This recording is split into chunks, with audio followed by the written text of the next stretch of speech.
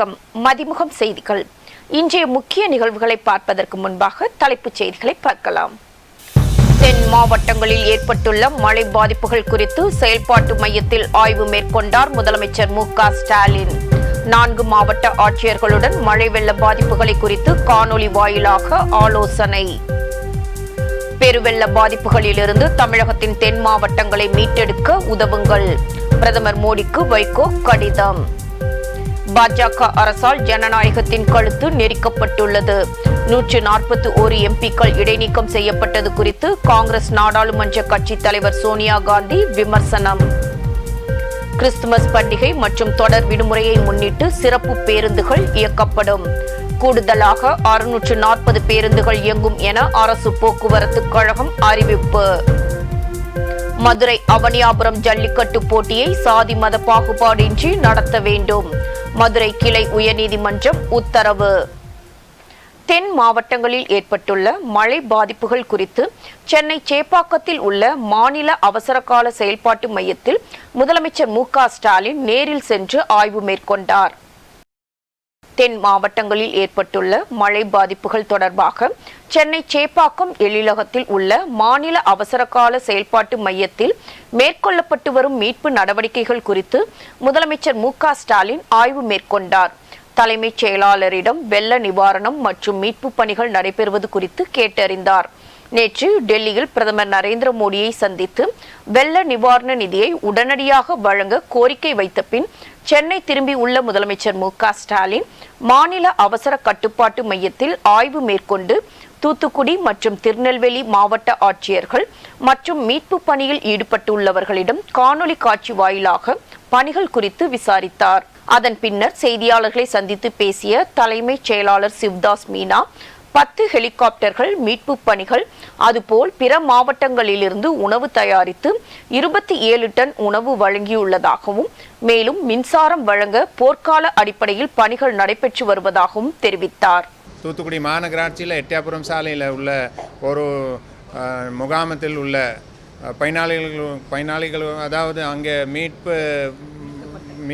மீட்கப்பட்ட மக்களோட நேரடியாக 2 நபர்களோட மாண்புமிகு முதலமைச்சர் நேரடியாக வீடியோ கான்ஃபரன்சிங் மூலமாக அவங்களோட பேசினாங்க. அவங்க எப்படி இருக்கிறாங்க, அவங்க பகுதியில் தண்ணி வடிஞ்சிருச்சா, அந்த முகாமத்தில் அனைத்து வசதிகள் அரேஞ்ச் பண்ணியிருக்காங்களா, இதெல்லாம் விசாரித்து அவங்ககிட்ட நேரடியாக பேசினாங்க.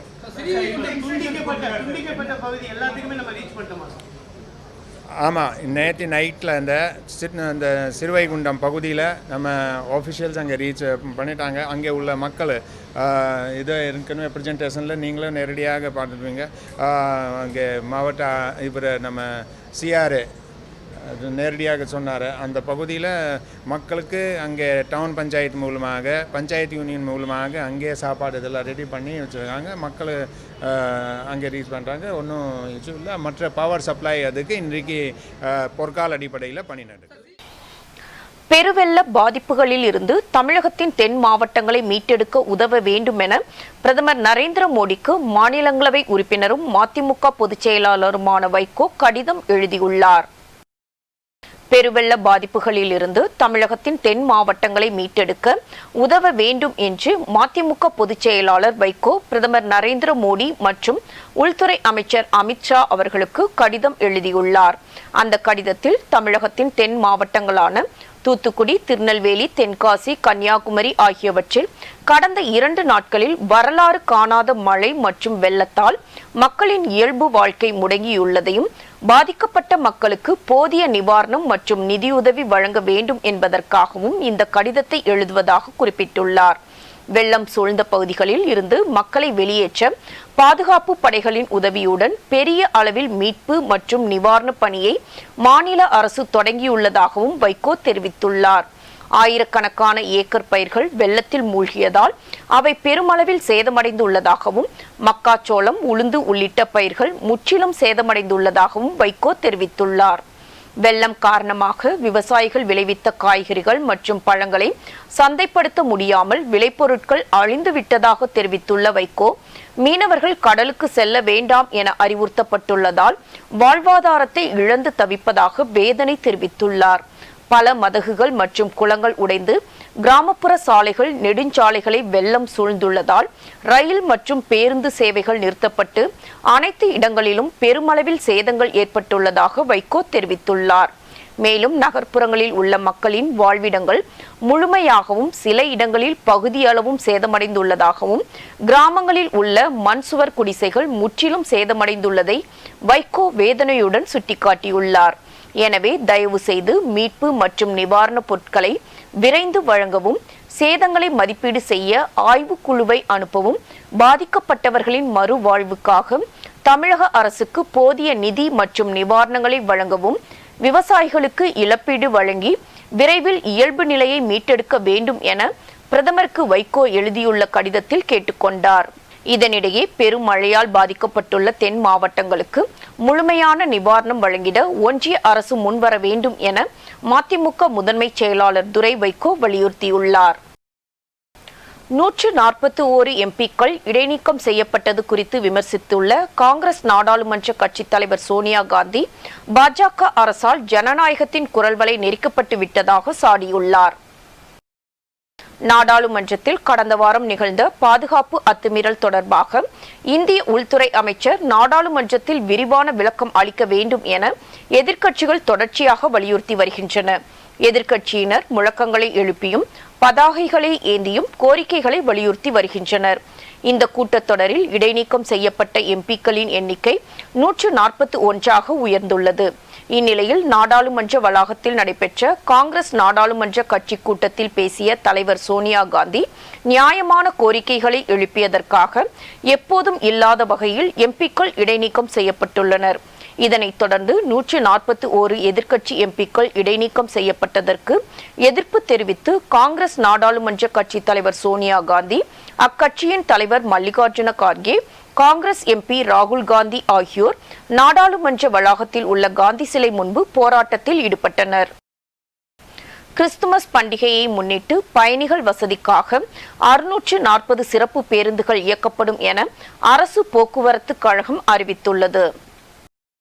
கிறிஸ்துமஸ் பண்டிகை மற்றும் தொடர் விடுமுறையை முன்னிட்டு பயணிகள் வசதிக்காக 640 சிறப்பு பேருந்துகள் இயக்கப்படும் என அரசு போக்குவரத்து கழகம் அறிவித்துள்ளது. தினசரி இயக்கக்கூடிய 2100 பேருந்துகளுடன் வரும் டிசம்பர் 22 கூடுதலாக 350 பேருந்துகளும், டிசம்பர் 23 290 பேருந்துகளும் இயக்கப்பட உள்ளது. சென்னையில் இருந்து நெல்லை, நாகர்கோவில், மார்த்தாண்டம், தூத்துக்குடி, வேளாங்கண்ணிக்கு சிறப்பு பேருந்து இயக்கப்படும் என அரசு போக்குவரத்து தெரிவித்துள்ளது. மதுரை அவனியாபுரம் ஜல்லிக்கட்டு போட்டியை எந்தவித சாதி மத பாகுபாடின்றி நடத்த வேண்டும் என்று மதுரை கிளை உயர்நீதிமன்றம் உத்தரவிட்டுள்ளது. மதுரை மாவட்டத்தில் அவனியாபுரம், பாலமேடு, அலங்காநல்லூர் ஜல்லிக்கட்டு போட்டிகள் உலக புகழ் பெற்றது. இதில் அவனியாபுரம் ஜல்லிக்கட்டு போட்டியை தென்கால் பாசன விவசாயிகள் சங்க நிர்வாகிகள் நடத்தி வந்தனர். அவ்வாறு நடத்தக்கூடிய ஜல்லிக்கட்டு போட்டியில் சாதி மத மோதல்கள் ஏற்படுகின்றன. எனவே இந்த போட்டியை மாவட்ட நிர்வாகமே நடத்த வேண்டும் என மதுரையைச் சேர்ந்த மோகன்ராஜ் என்பவர் மதுரை கிளை உயர்நீதிமன்றத்தில் மனு தாக்கல் செய்திருந்தார். இந்த மனு நீதிபதிகள் எஸ்.எம். சுப்பிரமணியம், லட்சுமி நாராயணன் அமர்வில் இன்று விசாரணைக்கு வந்தது. அப்போது ஜல்லிக்கட்டு போட்டியில் சாதி மதத்தை புகுத்துவதை ஏற்றுக்கொள்ள முடியாது. எனவே அவனியாபுரம் ஜல்லிக்கட்டு போட்டியை சாதி மத பாகுபாடின்றி நடத்த வேண்டும். மேலும் மதுரை மாவட்ட நிர்வாகம் மற்றும் மாநகராட்சி இணைந்து அவனியாபுரம் ஜல்லிக்கட்டு போட்டியை நடத்த வேண்டும் என்று நீதிபதிகள் உத்தரவிட்டனர். கேரளா மாநிலத்தில் புதிய வகை கொரோனாவால் 3 பேர் உயிரிழந்துள்ளதாக சுகாதார மற்றும் குடும்ப நல அமைச்சகம் தெரிவித்துள்ளது. நாடு முழுவதும் கொரோனா தொற்றால் பாதிக்கப்படுவோரின் எண்ணிக்கை மீண்டும் அதிகரிக்க தொடங்கியுள்ளது. குறிப்பாக கேரளாவில் புதிய வகை கொரோனா பாதிப்பு வேகமாக பரவி வருகிறது. கடந்த மாதம் 479 பேர் கொரோனா தொற்றால் பாதிக்கப்பட்டிருந்த நிலையில் இந்த மாதத்தின் முதல் 8 நாட்களில் புதிதாக 825 பேருக்கு கொரோனா தொற்று உறுதி செய்யப்பட்டுள்ளது. இந்திய அளவில் புதிதாக கொரோனா தொற்றால் பாதிக்கப்படுபவர்களில் 90% பேர் கேரளாவை சேர்ந்தவர்கள் என தகவல்கள் வெளியாகியுள்ளன.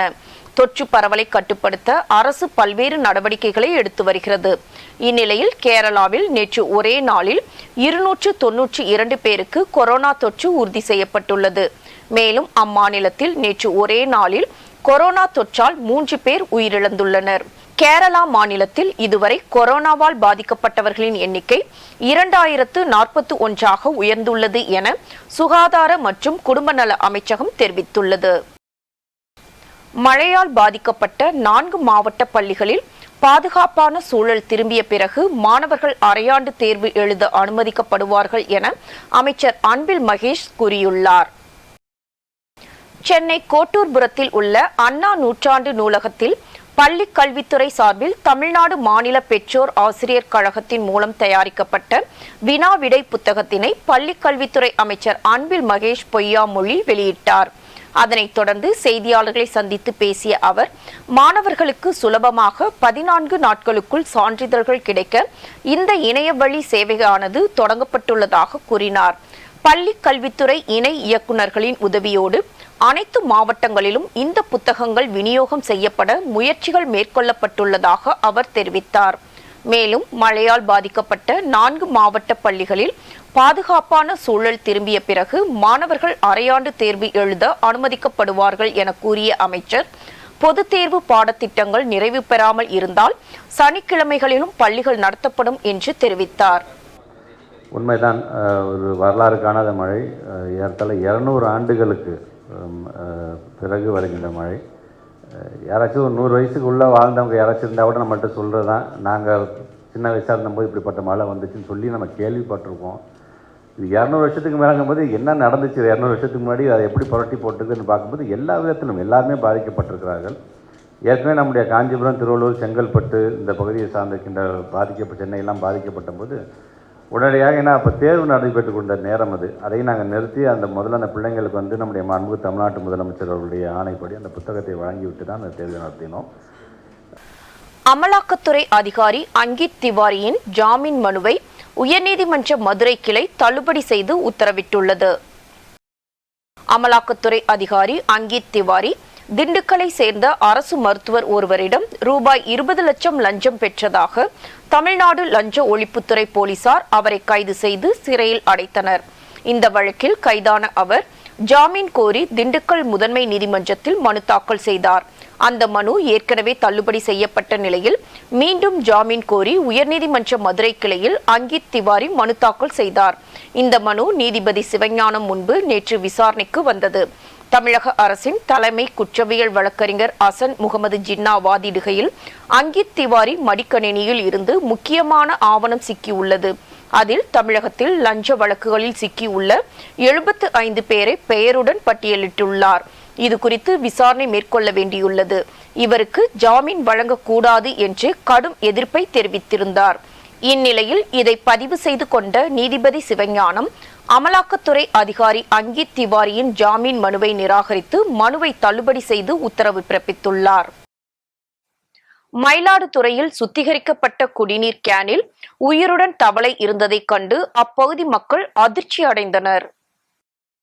மயிலாடுதுறை நகராட்சி தர்மபுரம் சாலையில் குடிநீரை சுத்திகரித்து விற்பனை செய்து வரும் தனியார் நிறுவனத்தில் வாடிக்கையாளர் ஒருவர் தண்ணீர் கேன் வாங்க வந்துள்ளார். அப்போது ஒரு கேனை எடுக்க முனைந்த போது அதில் உயிருடன் குட்டி தவளை ஒன்று இருந்ததை கண்டு அதிர்ச்சி அடைந்தார். இது குறித்து புகார் தெரிவிக்கப்பட்டதை தொடர்ந்து விரைந்து சென்ற மாவட்ட உணவு பாதுகாப்புத்துறை மற்றும் சுகாதாரத்துறை அதிகாரிகள் நேரில் ஆய்வு செய்தனர். அப்போது அங்கு மினி லாரியில் ஏற்றப்பட்டிருந்த வாட்டர் கேன்களில் உற்பத்தி மற்றும் காலாவதி தேதி குறிப்பிடாமல் கடைகளுக்கு தண்ணீர் விற்பனைக்கு அனுப்பி வைப்பது தெரிய வந்தது. மேலும் அந்த நிறுவனத்தின் கட்டிடத்தின் உள்ளே காலி கேன்கள் அடுக்கி வைக்கப்பட்டிருக்கும் பகுதியில் தவளை, நத்தை மற்றும் மரவட்டை போன்றவை இருந்தது தெரிய வந்தது. உடனடியாக இது குறித்து விளக்கம் கேட்டு அதிகாரிகள் நோட்டீஸ் வழங்கினர். சுத்திகரிக்கப்பட்ட குடிநீர் கேனில் தவளை உயிருடன் இருந்த சம்பவம் மயிலாடுதுறை மாவட்டத்தில் பரபரப்பை ஏற்படுத்தியுள்ளது. பல்வேறு மாவட்டங்களில் நடைபெற்ற தகவல்களை களத்தில் மதிமுகம் பகுதியில் பார்க்கலாம்.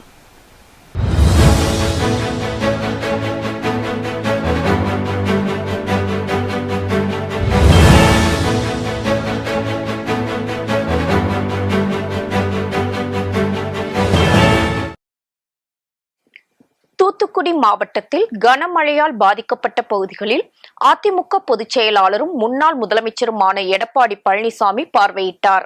அதனைத் தொடர்ந்து பாதிக்கப்பட்ட மக்களை சந்தித்து ஆறுதல் மற்றும் நலத்திட்ட உதவிகளை வழங்கினார். கோவில்பட்டி சட்டமன்ற உறுப்பினர் கடம்பூர் ராஜு, தெற்கு மாவட்ட செயலாளர் முன்னாள் அமைச்சருமான SP சண்முகநாதன், முன்னாள் அமைச்சர்கள் செல்லூர் ராஜு, RP உதயகுமார், ராஜேந்திர பாலாஜி ஆகியோர் உடனிருந்தனர். கடலூர் மாவட்டம் திட்டக்குடி அருகே உள்ள பாசிகுளம் கிராமத்தைச் சேர்ந்த கார்த்திகேயன் என்பவர் அரியலூர் மாவட்டம் குளத்தூர் கைகாட்டியில் சித்த மருத்துவம் கடை நடத்துவதாக கூறி ஆங்கில மருந்துகளை பயன்படுத்தி மருத்துவம் பார்த்து வந்துள்ளார். இதுகுறித்து ஜெயங்கொண்டம் அரசு தலைமை மருத்துவமனை மருத்துவர் அளித்த புகாரின் பேரில் உரிய மருத்துவம் பயிலாமல் மருத்துவம் பார்த்த கார்த்திகேயனை காவல்துறையினர் கைது செய்தனர். கரூர் மாநகராட்சி சார்பில் தூத்துக்குடி மாவட்டத்திற்கு 21 லட்சம் மதிப்பிலான வெள்ள நிவாரணப் பொருட்கள் லாரிகள் மூலம் அனுப்பி வைக்கப்பட்டது. இதனை மேயர் கவிதா கணேசன், மாநகராட்சி ஆணையாளர் சுதா ஆகியோர் கொடியசைத்து துவக்கி வைத்தனர். அவருடைய ஆணையின்படியும் உள்ளாட்சி பிரதிநிதிகளாகிய கரூர் மாநகராட்சி மாமன்ற உறுப்பினர்கள் மற்றும் நமது மாநகராட்சி அலுவலக ஊழியர்கள் மாமன்ற உறுப்பினர்கள் வந்து 1 மாத சம்பளத்தையும் மாநகராட்சி ஊழியர்கள் தனது 1 நாள் சம்பளமும் சேர்த்து கிட்டத்தட்ட ஒரு 15 லட்சம் ரூபாய் மற்றும் ஒரு CSR ஃபண்ட் மூலமாக மொத்தம் இன்னைக்கு அனுப்பக்கூடிய பொருள் வந்து 21 லட்சம் ரூபாய்க்கு அனுப்புகிறோம்.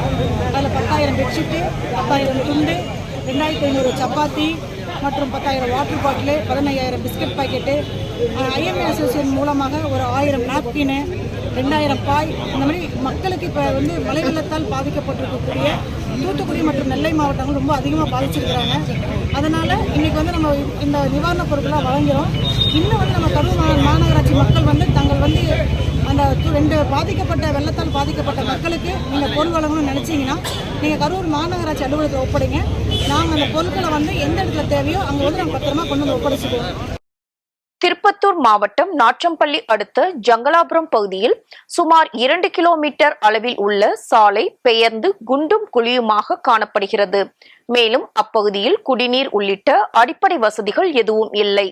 எனவே இந்த சாலை மற்றும் தெருவிளக்கு, குடிநீர் வசதி உள்ளிட்ட அடிப்படை வசதிகளை உடனடியாக செய்து தர வேண்டும் என அப்பகுதி மக்கள் கோரிக்கை வைத்து வருகின்றனர். இங்கே வந்து பார்த்தீங்கன்னா நம்ம நெடுஞ்சாலைத்துறையிலேருந்து நம்ம ஆத்துக்குப்பம் நெடுஞ்சாலைத்துறையிலேருந்து நம்ம ஜங்காலபுரம் கிராமத்துக்கு வந்து ஹையர் செகண்டரி, அதாவது வந்து பார்த்தீங்கன்னா மேல்நிலைப்பள்ளி உயர்நிலைப்பள்ளி 2மே இருக்குங்க. அங்கே வந்து 200க்கும் மேற்பட்ட பள்ளி மாணவர்கள் வந்து போயிருக்கிறாங்க. அதுக்கு வந்து பார்த்தீங்கன்னா வழி குண்டும் குழியுமா இருக்குது. இன்னொரு வசதி பார்த்தீங்கன்னாக்கா நம்ம பொது சுகாதார மருத்துவமனை வர இருக்குது ஆத்துக்குப்பம் பஞ்சாயத்துலங்க. அங்கேருந்து நம்ம ஜங்காலபுரத்தில் கிராமத்தில் போகிறதுக்கு கர்ப்பிணி பெண்கள் ஒன்று சில உடல் ஊனமுற்ற நல்ல நம்ம இளைஞர்கள் மாணவர்கள் எல்லாரும் போயிட்டு வர்றதுக்கு ரொம்ப சிரமம் இருக்குது. வழி போக்குவரத்து சரியில்லாமல் இருக்குது. இதை வந்து நாங்கள் மனு கொடுத்தோம், பல முறை கொடுத்தோம். நாங்கள் வந்து ப்ராசஸிங் ஆயினுன்னு சொல்லிட்டு இதே மாதிரி செந்தில்குமார் தலைவர் வந்து சொல்லியிருக்கிறாங்க. எங்களுக்கு சரியான படி நடவடிக்கை எடுக்கலைங்க. இதில் கனரக வாகனங்களாக வண்டிகள் வந்து போயிருக்கிறதுனால வந்து பார்த்தீங்கன்னா குண்டும் குழியுமா இருக்குது. ஏரி வேறு வழி காவாய் வழியாக இருக்கிறதுனால வந்து அந்த மண்ணை வாரி போட்டு குண்டும் குழியுமா இருக்குது. ஆகவே எங்களுக்கு தக்க நடவடிக்கை எடுக்கும் மாதிரி நாங்கள் சுகாதார அமைச்சருக்கு நாங்கள் வேண்டி கேட்டுக்கொள்கிறோம். இந்த கிராமத்தின் சார்பாக இந்த போக்குவரத்தில் டெய்லி ஒரு நாளைக்கு இந்த குழிப்பள்ளத்தில் ஒரு ஆள் 2 பேர் விழுந்துடுறாங்க. காலத்துன்னு பார்த்தீங்கன்னா அதாவது வந்து மின்சார விளக்கு எதுவுமே இல்லை, ஒளி விளக்கு எதுவுமே போட்டு கொடுக்கல. கேட்டால் இன்றைக்கி நாளைக்குன்னு சொல்கிறாங்களே தவிர ஆனால் நடைமுறைப்படுத்தலைங்க. ஆகவே எங்களுக்கு தக்க நடவடிக்கை எடுக்கிற மாதிரி நாங்கள் ஊர் சார்பாக நாங்கள் கேட்டுக்கொள்கிறோம். தர்மபுரியில் மின்சார வாரியம் சார்பில் நடைபெற்ற தேசிய மின் சிக்கன வார விழா விழிப்புணர்வு பேரணியை மாவட்ட ஆட்சியர் கொடியசைத்து துவக்கி வைத்தார். இப்பேரணியில் மின்வாரிய அலுவலர்கள், ஊழியர்கள் 500க்கும் மேற்பட்டோர் பங்கேற்று மின் சிக்கனத்தை வலியுறுத்தி கோஷங்களை எழுப்பியவாறு ஊர்வலமாக சென்றனர். அரியலூர் வட்டாட்சியர் அலுவலகத்தில் தமிழ் வளர்ச்சித்துறையின் சார்பில் ஆட்சி மொழி சட்ட வார விழிப்புணர்வு பேரணியினை மாவட்ட ஆட்சித்தலைவர் ஆனிமேரி ஸ்வர்ணா கொடியசைத்து துவக்கி வைத்தார். இப்பேரணி முக்கிய வீதி வழியாக சென்று அரியலூர் அரசினர் கலை மற்றும் அறிவியல் கல்லூரியில் முடிவடைந்தது. இந்நிகழ்ச்சியில் தமிழ் வளர்ச்சித்துறை உதவி இயக்குனர், அரசு அலுவலர்கள், மாணவர்கள் உட்பட பலர் கலந்து கொண்டனர். வேலூரில் கணவர் மற்றும் மாமனார் தன்னை வரதட்சணை கேட்டு கொடுமைப்படுத்துவதாகவும் தனது சகோதரனை கஞ்சா கடத்த சொல்லி கொலை மிரட்டல் விடுப்பதாகவும் பெண் ஒருவர் மாவட்ட காவல் கண்காணிப்பாளர் அலுவலகத்தில் புகார் அளித்த சம்பவம் பெரும் பரபரப்பை ஏற்படுத்தியுள்ளது. ஒரு 3 வருஷம் எங்கூட நல்லா ஒழுங்காக குடும்பம் நடத்திட்டு வந்தோம். அப்புறமா நாங்கள் ஆற்காட்டிலேருந்து நாங்கள் இங்கே செஞ்சுக்கு எங்கள் லத்திரியில் வந்து கொடுத்துட்டு வந்ததுலேருந்து அவங்க அப்பா அவங்க அம்மா பேச்சை கேட்டுட்டு என்னை ஒரே டார்ச்சர் பண்ணுறது, குடிக்கிறதும், குடிச்சிட்டோன்னே எனக்கு வரதட்சணை வேணும் அப்படின்னு கேட்குறதும், எங்கள் அம்மா எங்கள் அண்ணாவெல்லாம் வீட்டுக்கு வர வேணாம், எங்கள் அம்மா எங்கள் அண்ணா வராமல் இருந்தால் என்ன வேணால் பண்ணலாம் அப்படின்னு சொல்லிட்டு அவங்க அப்பா பேச்சை கேட்டுட்டு என்னை ரொம்ப டார்ச்சர் பண்ணுறது, என்னை ரொம்ப அடிக்கிறது. எங்கள் அண்ணன் வந்து சின்ன ஒரு பிஸ்னஸ் பண்ணுறான், கோழி கடை வச்சுட்டுருக்கான், கோழி வண்டி 2 வச்சுட்டுருக்காங்க சார். எங்கள் அண்ணன் லோக்கல்லாம் லோடு இருக்குது. ஆந்திரா அந்த சைடில் தான் அங்கே ஆளுங்க இருக்காங்க, கஞ்சா கொடுக்குறேன் எடுத்துகிட்டு வந்து இங்கே கொடுக்கணும் அப்படின்னு சொல்லிட்டு எங்கள் அண்ணன் ஒரே மிரட்டுறாங்க. அப்படி பண்ணாலும் நான் அவங்க சொல்கிறது வந்து நாங்கள் செய்யலைன்னா அவனுடைய பையன்கிட்ட வந்து என்னால் வாழ முடியாதுங்களா.